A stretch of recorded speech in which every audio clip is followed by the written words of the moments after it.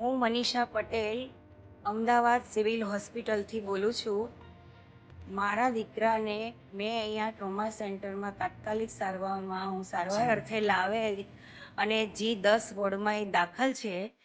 અહીંના ડૉક્ટરો અને સિક્યુરિટી ગાર્ડના અધિકારીઓએ અમારી સાથે અભ્યુસ વર્તન કર્યું છે અને સિક્યુરિટી ગાર્ડના અધિકારીઓએ મારા જે છોકરો દાખલ છે, જે પેશન્ટ છે, એને મારેલ છે. તો જે સિક્યુરિટી ગાર્ડના અધિકારીએ જે મારા છોકરાને મારેલ છે એ સસ્પેન્ડ થવા જોઈએ. જેટલા આમાં છે, જે ડૉક્ટરો અને જે આ સિક્યુરિટી ગાર્ડમાં જે આ છે અધિકારી, એ સસ્પેન્ડ થવા જોઈએ અને મારા છોકરાને મને ન્યાય મળવા વિનંતી છે. આ છોકરો છે જેને મારેલ છે, આ પેશન્ટ છે.